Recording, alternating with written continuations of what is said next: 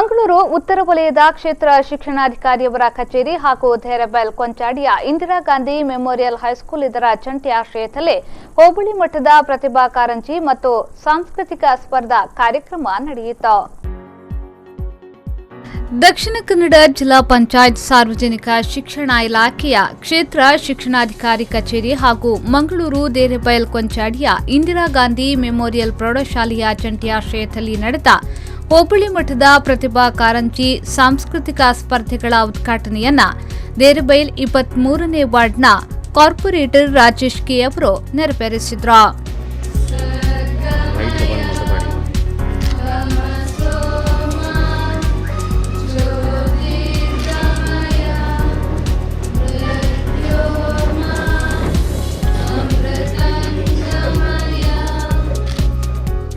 ನಂತರ ಮಾತನಾಡಿದ ಅವರು, ಪ್ರತಿಭಾ ಕಾರಂಜಿಯಂತಹ ಕಾರ್ಯಕ್ರಮಗಳನ್ನು ಶಾಲೆಗಳಲ್ಲಿ ಆಯೋಜಿಸುವುದರಿಂದ ಮಕ್ಕಳಲ್ಲಿರುವ ಪ್ರತಿಭೆಯನ್ನ ಅನಾವರಣಗೊಳಿಸಲು ಸಾಧ್ಯ ಎಂದರು.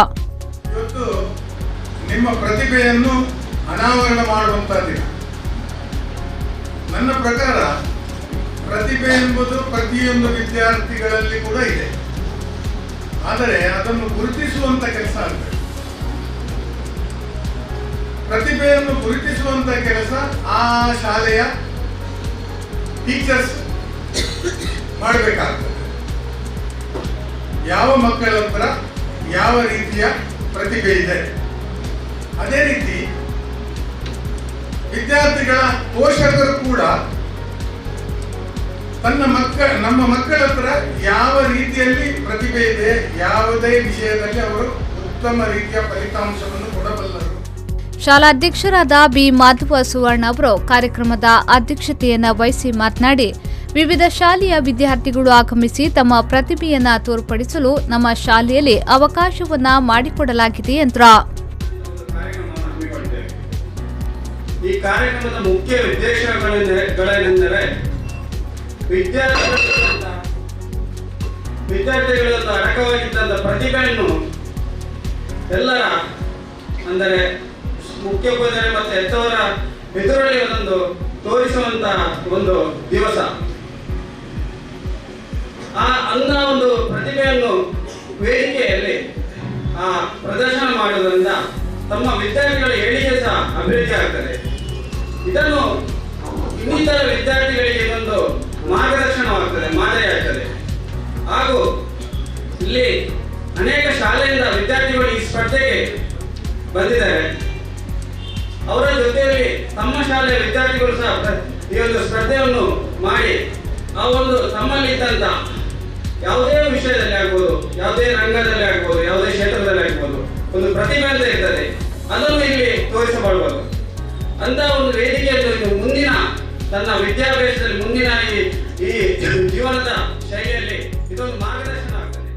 ಇದೇ ವೇಳೆ 18 ಶಾಲೆಗಳಿಂದ ಸುಮಾರು 250 ಸ್ಪರ್ಧಾಳುಗಳು ಭಾಗವಹಿಸಿದ್ದು, ಮಕ್ಕಳಿಂದ ವಿವಿಧ ಗಾಯನ ಸ್ಪರ್ಧೆಗಳು ಮತ್ತು ಸಾಂಸ್ಕೃತಿಕ ಕಾರ್ಯಕ್ರಮಗಳು ನಡೆದವು.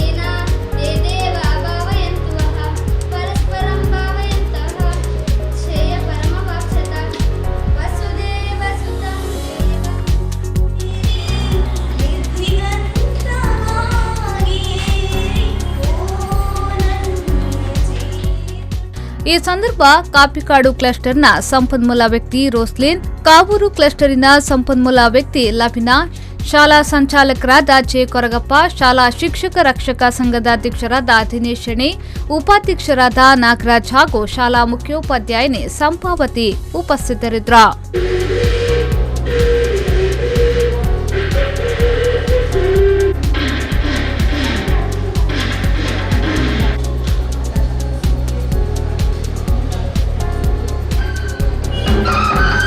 ನಾಗರಾಜ್, ವಿ4 ನ್ಯೂಸ್ 24/7 ಮಂಗಳೂರು.